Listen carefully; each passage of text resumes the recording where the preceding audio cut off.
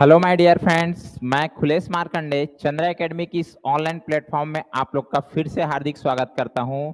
आशा करता हूं आप लोग अच्छे होंगे, स्वस्थ और मस्त होंगे, अपनी तैयारी को बेहतर ढंग से कर रहे होंगे, क्योंकि आपको पता है आने वाले समय में बहुत सारे एग्जाम होने वाले हैं। जैसे ही लोकसभा चुनाव समाप्त होगा वैसे ही छत्तीसगढ़ में बहुत सारे एग्जाम होंगे, ये तो पता है। जैसा कि हॉस्टल वार्डन हो गया, शिक्षक भर्ती हो गया और बहुत सारे एग्जाम होने को है। तो आपकी तैयारी को बेहतर बनाने के लिए मैं आप लोग के लिए आज मार्च मंथ का जितने भी टॉप मोस्ट करंट अफेयर्स है उसको लेकर के आया हूं, जिसको हम लोग आज डिटेल देखेंगे। तो आप सभी एक पेन और कॉपी पकड़ के बैठिएगा ताकि उसका नोट्स बनाएं, आने वाले समय में वो आपका काम आएगा। वीडियो अच्छा लगे तो सभी को लाइक, शेयर, सब्सक्राइब और कमेंट जरूर करना है। चलो आइए आज का क्लास का आगाज करते हैं। देखिए हमारा first topic most important topic है। टॉपिक का नाम है सरस्वती सम्मान 2023। ध्यान रखना कि प्रत्येक साल यह सम्मान भारत के जो साहित्यकार है उनको दिया जाता है। क्यों दिया जाता है? इनके विशिष्ट कार्य के लिए। संविधान के अनुसूची 8 में 22 भाषाओं का वर्णन है, तो इन 22 भाषाओं में किसी भी प्रकार से विशिष्ट कार्य किए रहते हैं या इनका योगदान रहता है, उनके लिए इनको क्या है, यह पुरस्कार दिया जाता है। तो देखिए इस बार का संस्करण कौन से क्रम का है जी? इस बार का है आपका 33वां क्रम का है। ध्यान रखना है ये 33वां। ठीक, किसको प्राप्त है? प्राप्त किसको मिला है इसको इस बार का? श्री प्रभा वर्मा जी, जो प्रसिद्ध मलयालम कवि और साहित्यकार है। ध्यान रखना, ठीक है। इनके उपन्यास का नाम क्या है? रौद्र सात्विकम। ठीक है, रौद्र सात्विकम इनके उपन्यास का नाम है। आपको ध्यान रखना है 32वां जो है, 32वां किसको प्राप्त है? जो 2022 का है। ये ध्यान रखना 2023 जरूर लिखा है मगर ये एक साल बाद देता है, मतलब 2024 को दिया गया है, इसलिए अभी वर्तमान में पढ़ रहे हैं। तो 32वां 2022 ये मिला है तमिल लेखिका। ठीक है, उनका नाम क्या है? शिव शंकरी। ठीक है, शिव शंकरी जी को मिला है। इनके जो उपन्यास है कौन सा? सूर्यवंशम।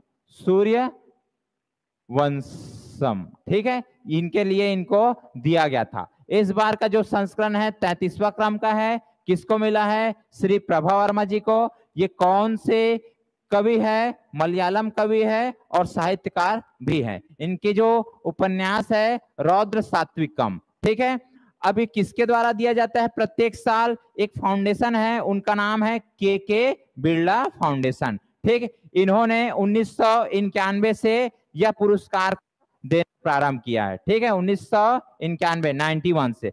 ध्यान रखना इसमें क्या क्या चीज दिया जाता है जी? इसमें दिया जाता है 15 लाख रुपया। ठीक, साथ में एक प्रशस्ति पत्र।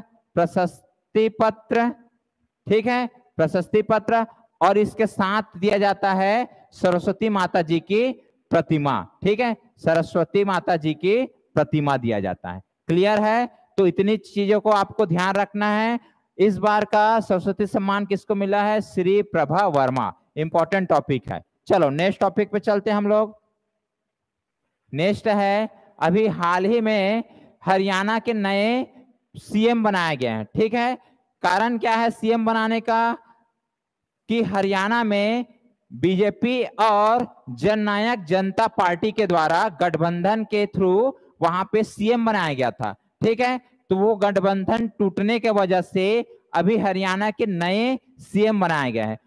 पूर्व में कौन सीएम थे जी? पूर्व में थे वहां पर मनोहर लाल खट्टर जी। ठीक है, जिन्होंने इस्तीफा दिया और इस्तीफा देने के बाद बीजेपी के जो विधायक दल का बैठक हुआ, उस बैठक में श्री नायब सिंह सैनी जी को क्या बनाया गया है? वहां के नए सीएम। ठीक है, आपको ध्यान रखना है। क्लियर है? अभी वर्तमान में ये जो है हरियाणा बीजेपी के अध्यक्ष भी हैं। क्लियर है? अध्यक्ष है। तो ये नए सीएम बनाए गए हैं। वजह आपको समझ आया होगा, बीजेपी और जननायक जनता पार्टी का जो गठबंधन के थ्रू मनोहर लाल खट्टर को सीएम बनाया गया, गठबंधन टूटने से ये इस्तीफा दिए, तो इनके जगह में वहां के श्री नायब सिंह सैनी को नया सीएम बनाया गया। क्लियर है, ये भी इंपॉर्टेंट है, ध्यान रखना है आपको। चलो आगे बढ़ते हैं।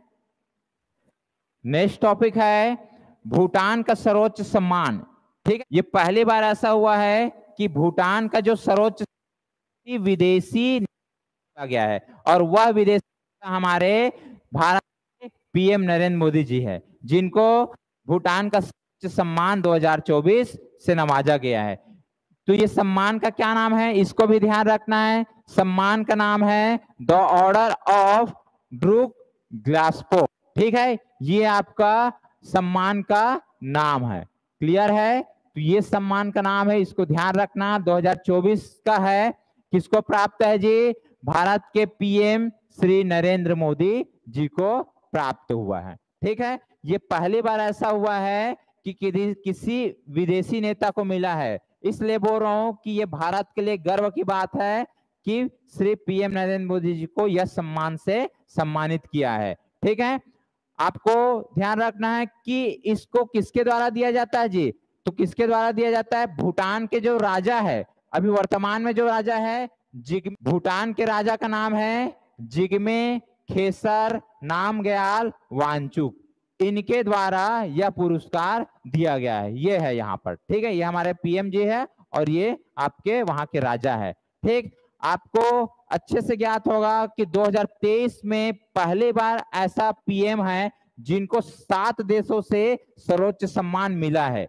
ठीक है, ये ध्यान रखना है, 2023 में भी 7 देशों से प्राप्त हुआ है। ये पहला भारत का पीएम है जिनको इतने देशों से सर्वोच्च सम्मान प्राप्त हुआ है। ठीक, चलो आगे बढ़ते हैं।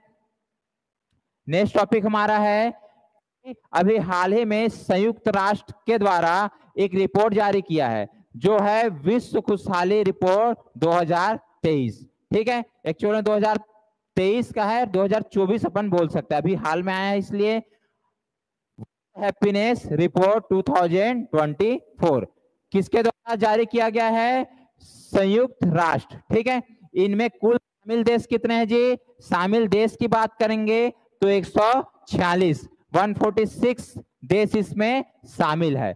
क्लियर है, अब इसमें एक पदक तालिका बना दिए हैं जिससे आपको अच्छे से समझ आ जाए कि इधर रैंक लिखा हुआ है, इधर देश लिखा हुआ है। क्लियर है, तो इसमें भारत का स्थान बोला जाए तो भारत का स्थान इसमें अभी वर्तमान में है 126। ठीक है, भारत का कौन सा स्थान है जी, 126। इसके पहले वाला जो रिपोर्ट आया था 2022 या फिर 23 का बोल सकते हैं, उसमें भारत का स्थान था 136, सुधार हुआ है। ठीक है, अभी वर्तमान में कितना है, 126।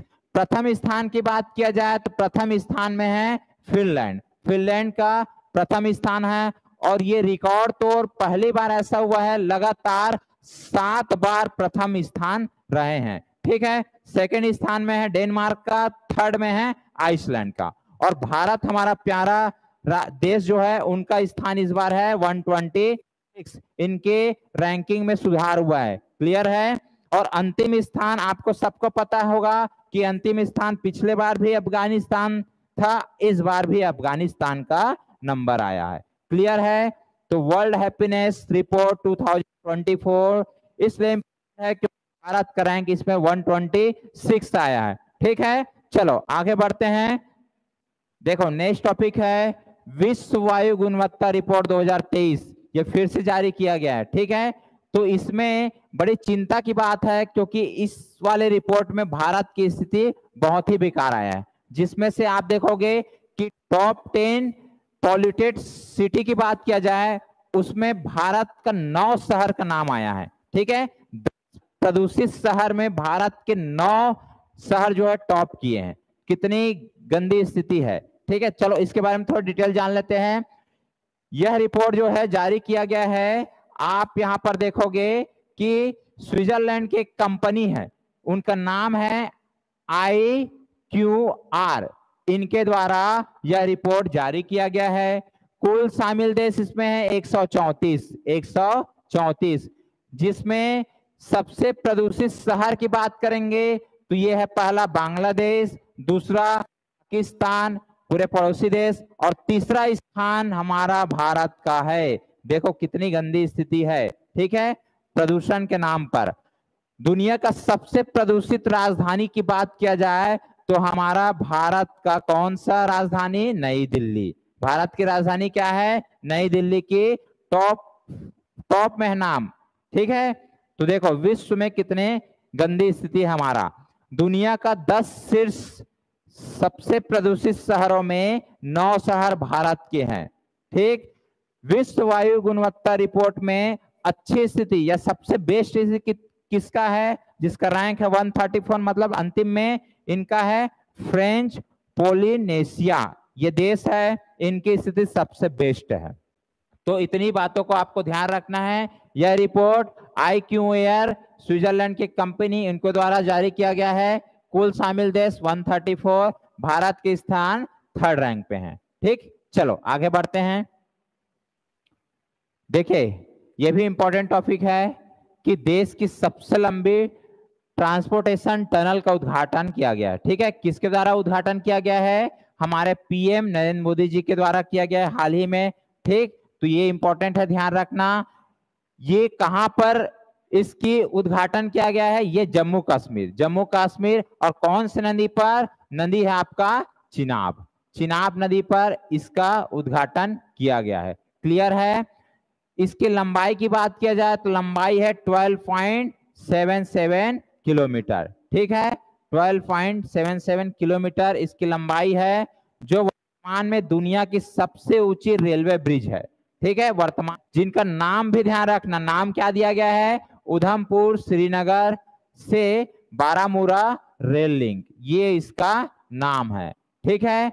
तो देश की सबसे लंबी ट्रांसपोर्टेशन टनल का उद्घाटन किसके द्वारा किया गया है? PM नरेंद्र मोदी जी के द्वारा।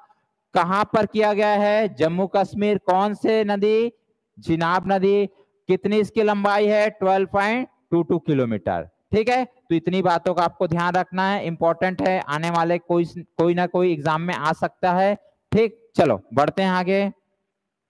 नेक्स्ट टॉपिक है बिहार में भारत का पहला राष्ट्रीय डॉल्फिन अनुसंधान केंद्र का उद्घाटन किया गया है, ठीक है। बिहार में, वो भी एशिया का है, ध्यान रखना। ये पूरे एशिया का सबसे प्रथम अनुसंधान केंद्र है। किससे संबंधित है? डॉल्फिन से, ठीक है। भारत का पहला है यहां लिखा है, बट ये एशिया का भी पहला है अनुसंधान केंद्र है, ठीक है। रिसर्च सेंटर किससे संबंधित है? डॉल्फिन से। बिहार के जो मुख्यमंत्री नीतीश कुमार, ठीक है, नीतीश कुमार ने भारत और एशिया के पहले राष्ट्रीय डॉल्फिन अनुसंधान केंद्र का स्थापना किया गया है, ठीक है। कहां पर? बिहार के पटना पर इसका उद्घाटन किया गया है। इस अनुसंधान केंद्र का उद्घाटन करने का मुख्य उद्देश्य क्या है? कि डॉल्फिन का व्यापक अध्ययन करने में वैज्ञानिक और शोधकर्ताओं को हेल्प मिलेगी करके, ठीक है, जिससे आपका जो गंगा डॉल्फिन है वो विश्व स्तर पर फेमस हो, ठीक है। चलो इसके बारे में थोड़ा आगे भी देख लेते हैं। ध्यान रखना, ये जो अनुसंधान केंद्र है इनकी देखरेख किसके अंडर पर रहेगा? ये रहेगा पर्यावरण एवं जलवायु परिवर्तन मंत्रालय के द्वारा संचालित की जाएगी, ठीक है। एक चीज ध्यान रखना कि गंगा डॉल्फिन भारत का राष्ट्रीय जलीय जीव है, ये तो सबको पता है। तो इसका वैज्ञानिक नाम क्या है जी? वैज्ञानिक नाम की बात करेंगे तो प्लेटानिस्टा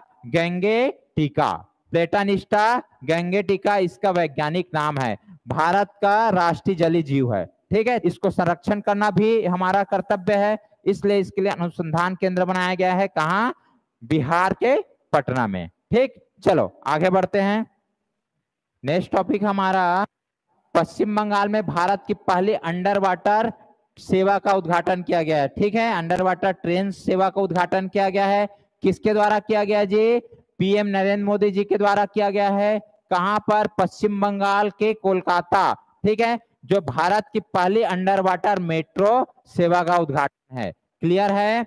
इस अंडर वाटर मेट्रो के द्वारा हुगली नदी के नीचे कितना 520 मीटर की दूरी को 520 मीटर की दूरी को 45 सेकंड में पार किया है। ठीक है, 45 सेकंड का समय 520 मीटर की दूरी तय करने में। क्लियर है?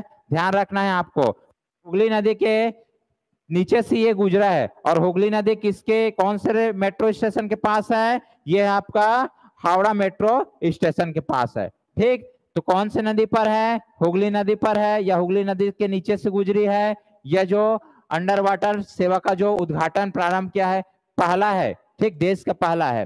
कहां पर? पश्चिम बंगाल के कोलकाता में। कितनी दूरी तय की है? 520 मीटर और समय कितना लगा है? 45 सेकेंड। ठीक, चलो पढ़ते हैं। देखो, मोस्ट इंपॉर्टेंट टॉपिक है क्योंकि एआई के बारे में आप लोग सुने होंगे, बहुत चर्चित में भी है। ठीक है, आर्टिफिशियल इंटेलिजेंस, जिनके द्वारा अभी केरल में एक टीचर का निर्माण किया गया जिनका नाम है आयरिस। वैसे ही अभी विश्व का पहला पूर्ण स्वायत्त एआई सॉफ्टवेयर इंजीनियर का भी क्या किया गया है? अनावरण किया गया, जिनका नाम है डेविन। ठीक है, ये सॉफ्टवेयर इंजीनियर है और भारत में एक टीचर बनाया गया है। ठीक, जिनका नाम क्या है? आरिस। उनको भी देखेंगे। चलो समझते हैं इसके बारे में हम लोग डिटेल। देखिए, आप यहां पर देखेंगे कि दुनिया का पूर्णतः स्वायत्त एआई सॉफ्टवेयर इंजीनियर का अनावरण किया गया है, जिनका नाम क्या है जी? डेविन। डेविन नाम से। ठीक है, अब ये कहां पर इसका निर्माण किया गया है? अमेरिका के स्टार्टअप कंपनी, कौन सी कंपनी है? कॉग्निशन। ठीक है, कॉग्निशन ये आपका कंपनी का नाम है। इनके द्वारा इसको लॉन्च किया गया है, जिसमें क्या क्या निर्माण के लिए यूज किया गया है? एक है आपका गिटहब। ये गिटहब क्या है? टेक्नोलॉजी डेवलपर है। ठीक है, माइक्रोसॉफ्टवेयर ये आपका ऑपरेटिंग सिस्टम, और यहाँ साथ में आपका ओपन एआई का भी इसमें यूज किया गया है। क्लियर है? अब इसकी यूज की बात किया जाए तो इसका कार्य क्या है? यह वेबसाइट और वीडियो बना सकता है। वेबसाइट भी बना सकता है, वीडियो भी बना सकता है, तथा साथ में सॉफ्टवेयर या फिर प्रोग्रामिंग की गलतियों की पहचान करता है। गलतियां जिसको हम लोग क्या बोलते हैं? बग। ठीक, पहचान करता है और इस जो कठिनाई है उसको दूर भी करता है। ठीक है, आसानी से। तो इनका कार्य हो गया, इनके द्वारा वेबसाइट और वीडियो बनाने का काम किया जा सकता है। इसमें सॉफ्टवेयर या फिर प्रोग्रामिंग में जो भी गलतियां रहती है, जिसको हम लोग बग बोलते हैं, उसका पहचान करता है और उसको दूर करता है। ठीक, तो इंपॉर्टेंट टॉपिक है, ध्यान रखना। क्या नाम है इस सॉफ्टवेयर इंजीनियर का? जो डेविन नाम से फेमस है। ठीक है, डेविन। वैसे ही आप सेकंड करंट अफेयर्स देखेंगे, ये है आपका किससे संबंधित? आपका भारत का पहला एआई टीचर। ठीक है, भारत का पहला एआई टीचर है, जिनका नाम क्या है? आयरिस। आयरिस नाम है। इसके बारे में भी हम लोग समझते हैं। आयरिस भारत का पहला एआई आर्टिफिशियल इंटेलिजेंस टीचर है। क्लियर है? तो हम लोग समझ लेते हैं कि केरल के तिरुवनंतपुरम के हायर सेकेंडरी स्कूल में, ठीक है, एआई टीचर आयरिस को लॉन्च किया है। कौन सा, क्या नाम है? AI teacher iris. ये आयरिस नाम है, ध्यान रखना, इंपॉर्टेंट है। केरल के तिरुवनंतपुरम में, ठीक है, हायर सेकेंडरी के लिए लॉन्च किया है। एआई टीचर आयरिस एक ह्यूमनॉइड रोबोट है। ठीक है, ह्यूमन द्वारा बनाया गया एक रोबोट है, जो अन्य शिक्षक की तरह हर बच्चों के लिए अभी वर्तमान में लोकप्रिय बन गया है। बच्चे बड़े इंटरेस्ट के साथ इनसे पढ़ रहे हैं और इनसे बहुत कुछ सीख भी रहे हैं। चलो आगे देखते हैं। इसका निर्माण जो है कौन से कंपनी द्वारा किया गया जी? निर्माण मैकर लैब्स एजुटेक, ये कंपनी है, इनके द्वारा इसका निर्माण किया गया है। मैकर लैब एजुटेक। ठीक, ये आपका कंपनी का नाम है, ध्यान रखना है। ठीक है, एक हो गया आयरिस, दूसरा हो गया डेविन। ये दोनों को आपको ध्यान रखना है। ठीक है, चलो बढ़ते हैं आगे। नेक्स्ट टॉपिक है, अभी वर्तमान में नाटो में 32वां देश शामिल हुआ है। ठीक है, 32वें क्रम का एक देश शामिल हुआ है, उसका नाम है स्वीडन। उसका नाम क्या है जी? स्वीडन। ये आपका स्वीडन अभी हाल ही में 32वां आधिकारिक रूप से देश बना है, यहाँ का सदस्य। ठीक है, सदस्य बना है।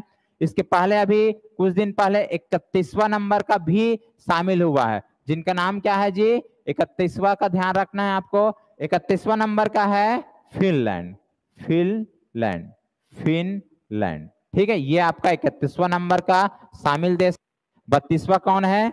32वां अभी हाल में आपका स्वीडन शामिल हुआ है।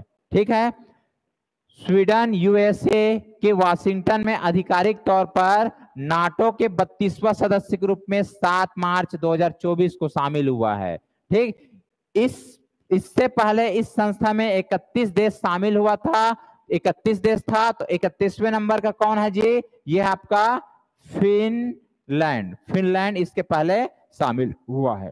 ठीक, नाटो का फुल फॉर्म क्या होता? फिर ये क्या है वो समझ लेते हैं। उत्तर अटलांटिक संधि संगठन एक राजनीतिक और सैन्य संगठन है।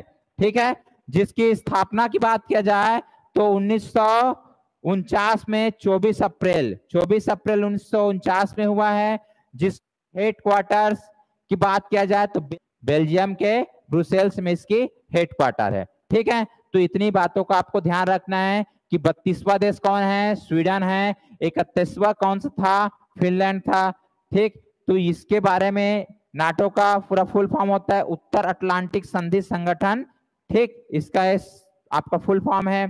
जब ये स्थापना हुआ 24 अप्रैल 1949, तो इस समय आपका 12 संस्थापक देश था, संस्थापक देश मिलकर के ठीक इसको स्थापित किया गया था। ठीक, चलो आगे बढ़ते हैं हम लोग।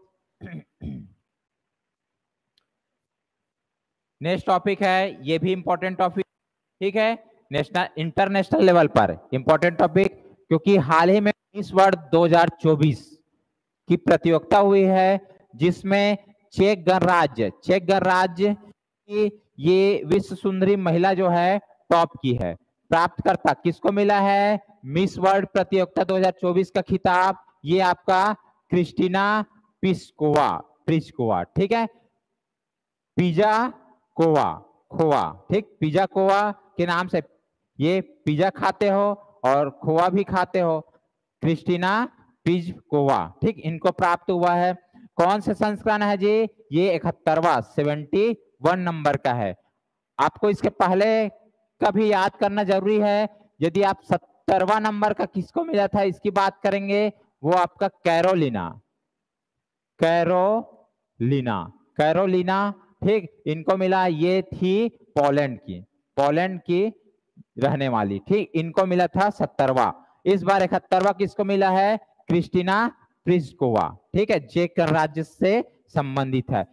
ये इंपॉर्टेंट है कि इस बार का जो आयोजन हुआ है ये हमारे भारत के मुंबई में हुआ है, जहां पर जियो वर्ल्ड कन्वेंशन सेंटर, यहाँ पर कार्यक्रम आयोजित हुआ है। इंपॉर्टेंट है, कहाँ हुआ है? मुंबई, भारत। ठीक है, इस प्रतियोगिता में कुल 115 से विश्व सुंदरियां शामिल हुई थी, जिसमें से भारत की ओर से कौन है जी? 22 वर्षीय सिन्नी सेठी, इन्होंने पार्टिसिपेट किए थे। ठीक, चलो आगे बढ़ते हैं हम लोग।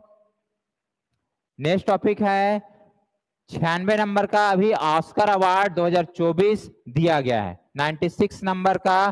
तो ध्यान रखना है कि इस बार भारत के किसी भी फिल्म को या फिर किसी गाने वाने को शामिल नहीं किया गया है। इस बार जो मिला है, बार के विजेताओं के नाम देख लेते हैं। सर्वश्रेष्ठ अभिनेता सिलियन मर्फी ये है। ठीक, ये जो ओपनहाइमर जो फिल्म है ना, इसके हीरो रहे हैं, और यही फिल्म को सर्वश्रेष्ठ फिल्म का पुरस्कार दिया गया है ऑस्कर अवार्ड के रूप में। ठीक है, तो अभिनेता की बात करेंगे सिलियन मर्फी ये है, ओपनहाइमर जो मूवी है इनके अभिनेता है। सर्वश्रेष्ठ अभिनेत्री की बात करेंगे एम्मा स्टोन।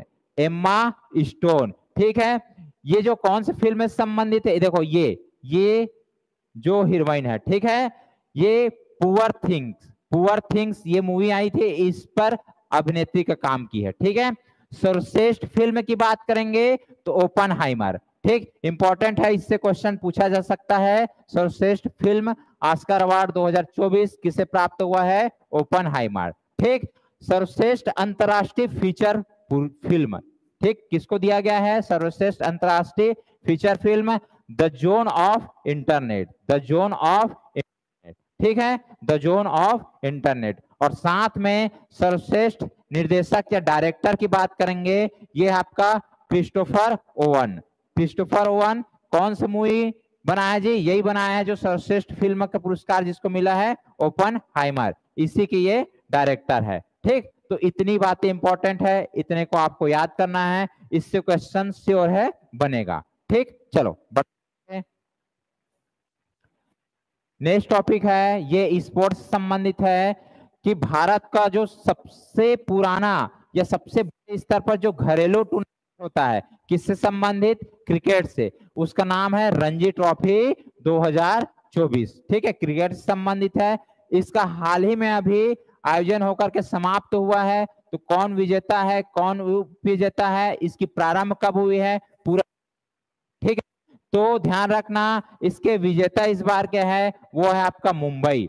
ठीक है, मुंबई 24 का रणजी ट्रॉफी क्रिकेट टूर्नामेंट जीते हैं। ठीक है, मुंबई, जिनका कैप्टन कौन था जी? अजिंक्य रहाणे। मुंबई टीम के कैप्टन अजिंक्य रहाणे। किसको हराया है? विदर्भ, विदर्भ को हराया है। ठीक है, हरा करके आपका रणजी ट्रॉफी अपने नाम किया है। विदर्भ को कितने रनों से हराया है? 169 रन, 169 रन। और ये फाइनल कहाँ हुआ जी? महाराष्ट्र के ही मुंबई पर वानखेड़े स्टेडियम है। ठीक है, जहां पर सचिन की प्रतिमा स्थापित की गई है, वानखेड़े स्टेडियम, यहीं पर फाइनल हुआ है। क्लियर है? आपको ये चीज ध्यान रखना कि ये रणजी ट्रॉफी जो हो रहा है हर साल होता है। ये ओवरऑल की बात किया जाए तो अभी तक जो मुंबई की टीम जो है सबसे ज्यादा 42 बार यह प्रतियोगिता जीता है। ठीक है, और इसकी शुरुआत की बात करेंगे 1934-35 में इसकी शुरुआत हुआ है। पहली बार कहाँ हुआ? मुंबई में ही हुआ है, मुंबई में। और पहली विजेता भी महाराष्ट्र, मुंबई ही रहे हैं। ठीक है, मुंबई ही इस टूर्नामेंट को पहली बार जीते हैं। और इस बार इस प्रतियोगिता में कुल 32 टीमों ने भाग लिए हैं। ठीक, 32 टीम पूरे हमारे देश में घरेलू टीम बनाया गया था, टोटल 32 टीम। तो 32 टीमों का प्रतियोगिता था जिसमें आपका मुंबई फाइनल जीते हैं। क्लियर है? चलो आगे बढ़ते हैं जी। इसके बाद एक और है स्पोर्ट्स संबंधित, ये है आपका भारत के ही घरेलू ट्रॉफी है। ये किससे संबंधित है? संतोष ट्रॉफी फुटबॉल से। ठीक है, 2024 इसका भी फाइनल हो चुका है।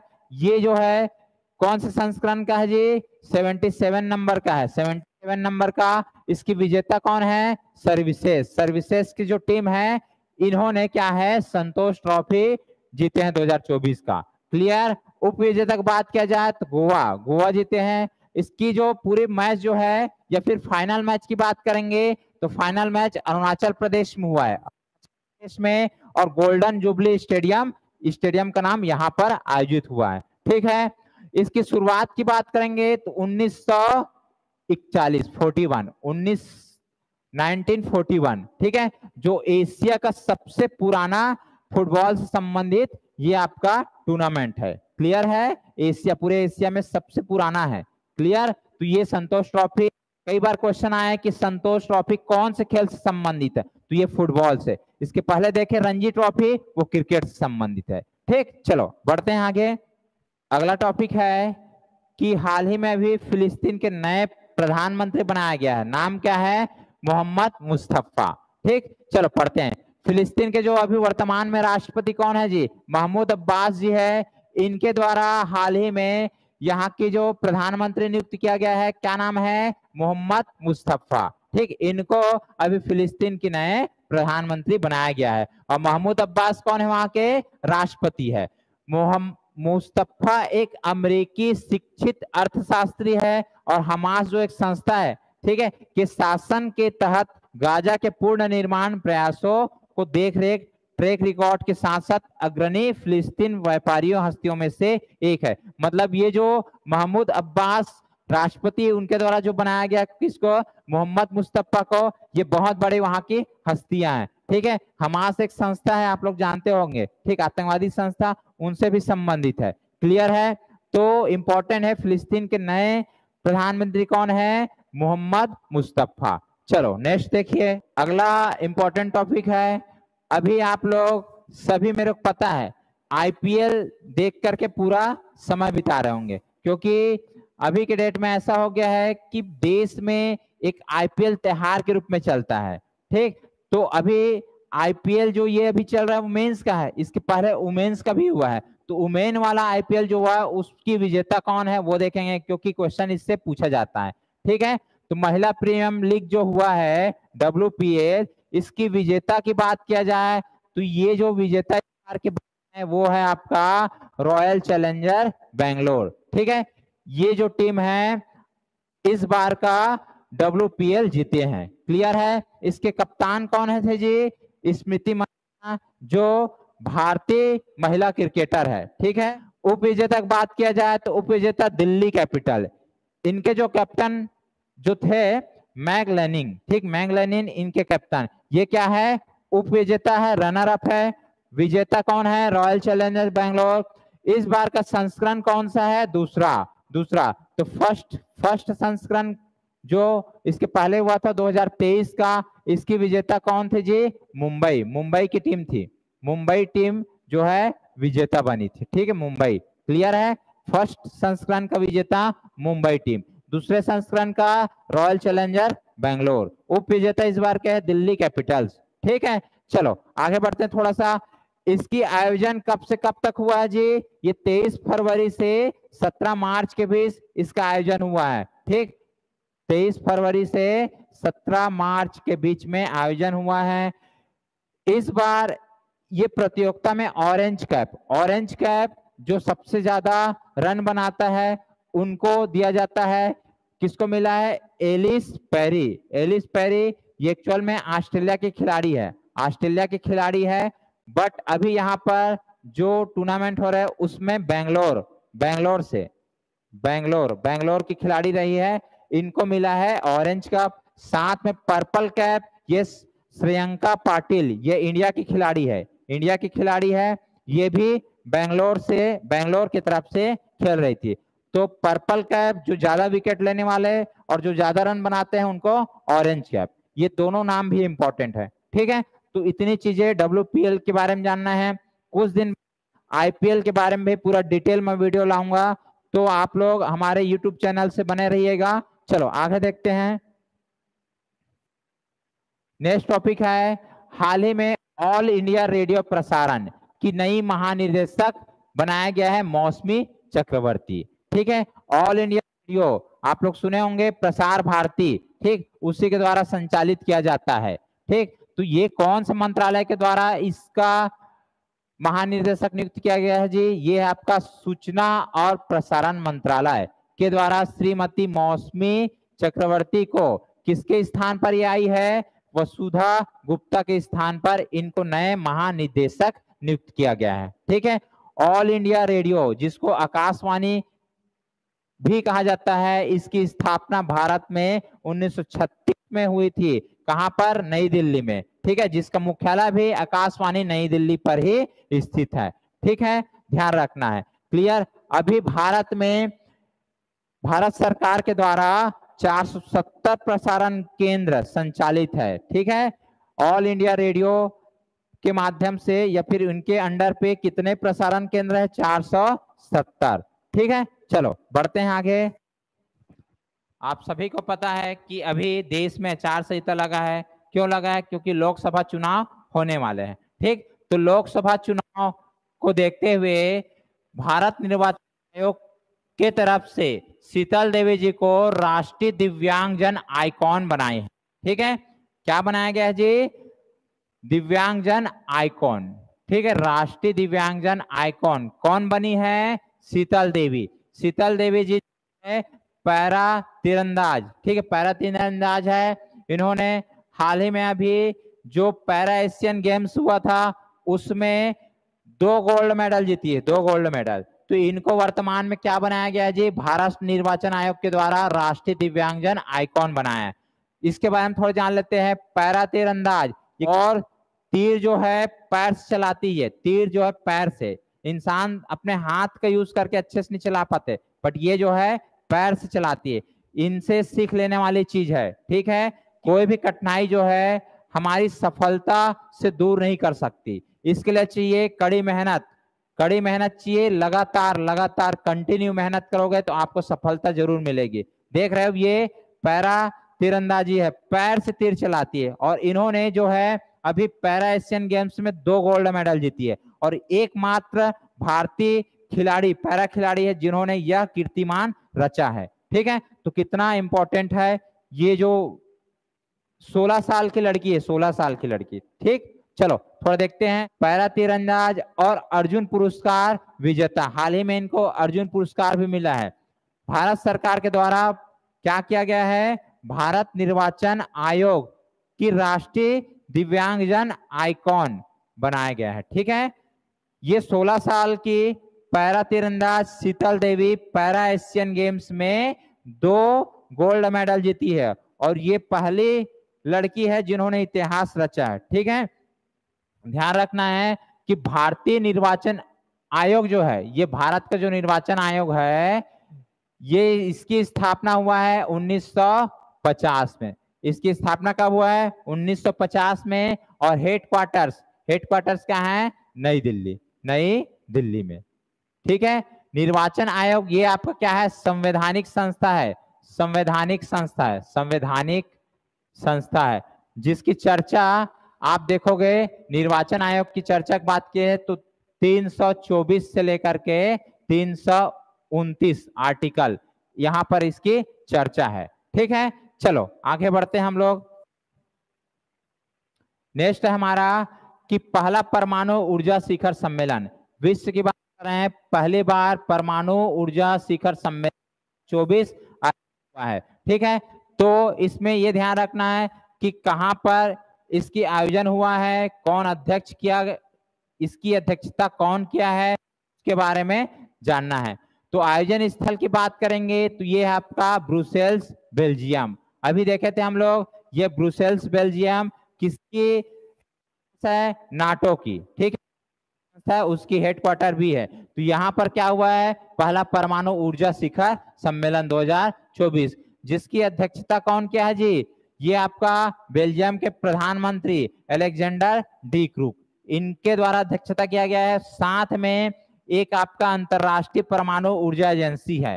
ठीक है, ये आपका इंटरनेशनल ऑर्गेनाइजेशन है। इनके जो महानिदेशक है कौन, राफेल मारियानो, ये दोनों मिलकर के इस शिखर सम्मेलन का क्या किए हैं, अध्यक्षता किए हैं। ठीक है, इसका मेन उद्देश्य क्या है कि विश्व में जो है जितने भी बिजली और औद्योगिक दोनों क्षेत्रों में जो ग्रीन हाउस गैस उत्सर्जन होता है, या फिर किसी भी प्रकार से जो परमाणु ऊर्जा है उसको संरक्षित करना मेन उद्देश्य है। ठीक है, इसमें शामिल देश की बात किया जाए तो 34 देश शामिल थे, जिनमें से मेन रूप से चीन, फ्रांस, जापान, अमेरिका, ठीक, ये शामिल थे। तो इस बार इंपॉर्टेंट ये है कि आयोजन स्थल कहां पर है, ब्रुसेल्स बेल्जियम में। ठीक है, चलो बढ़ते हैं आगे हम लोग। देखो नेक्स्ट टॉपिक है, इंपॉर्टेंट टॉपिक है, इसरो ने हाल ही में एक कार्यक्रम लॉन्च किया है। ठीक है, प्रारंभ किया है, उसका नाम है स्टार्ट 2024। किसके द्वारा जी, इसरो के द्वारा। इसका मेन उद्देश्य क्या है वो भी समझेंगे। स्टार्ट का फुल फॉर्म क्या है वो देख लेते हैं, space science and technology awareness training. ठीक है, हिंदी में बात किया जाए तो अंतरिक्ष विज्ञान और प्रौद्योगिकी जागरूकता प्रशिक्षण, ये एक प्रोग्राम चालू किया गया है, जिसके द्वारा युवाओं को प्रेरित करना है अंतरिक्ष विज्ञान से संबंधित जानकारी के लिए। ठीक है, किसको, युवाओं को प्रेरित करने के लिए इसरो के द्वारा स्टार्टअप प्रोग्राम चालू किया।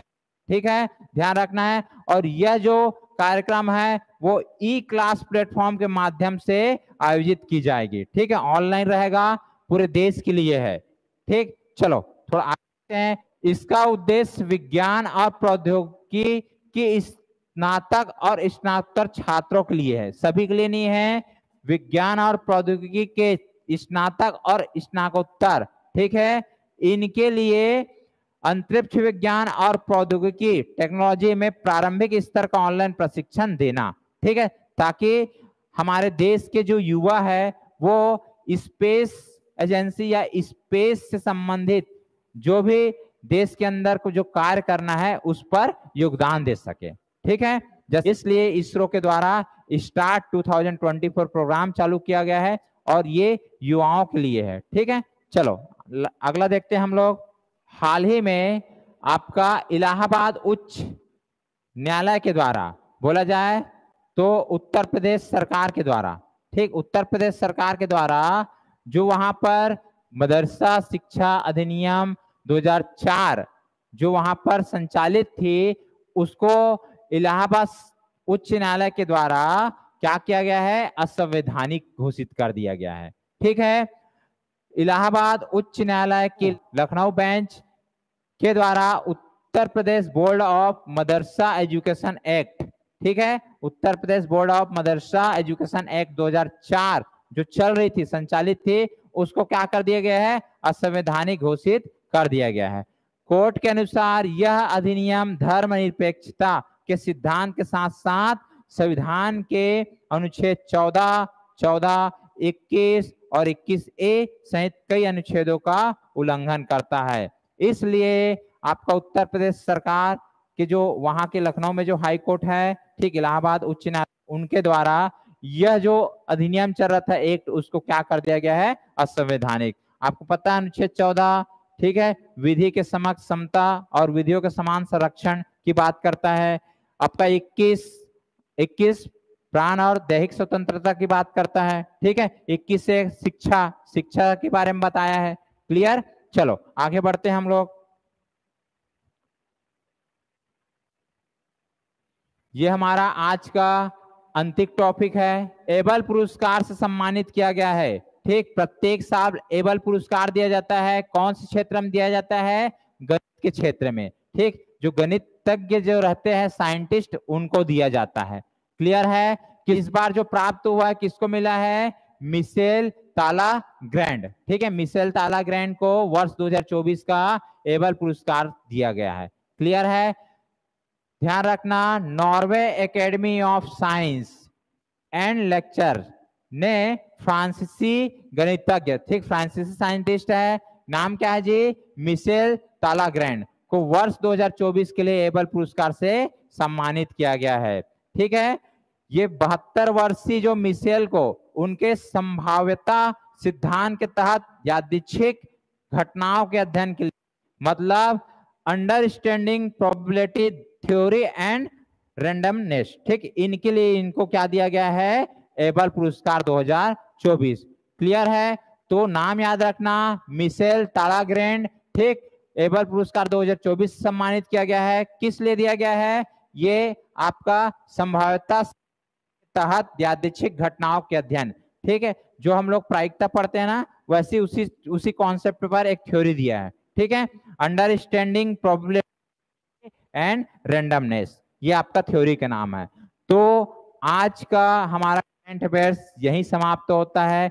ये आपका मार्च का टॉप मोस्ट करंट अफेयर्स थे। ठीक, इसके बाद आपको छत्तीसगढ़ के जो मार्च मंथ का करंट अफेयर्स है उसका मैं वीडियो लाऊंगा। आप लोग को यदि यह वीडियो अच्छा लगा होगा तो लाइक कमेंट जरूर करें। हम लोग मिलेंगे अगले वीडियो जो छत्तीसगढ़ करंट अफेयर्स से संबंधित रहेगा उसमें। तब तक के लिए धन्यवाद। जय हिंद, जय भारत, जय छत्तीसगढ़।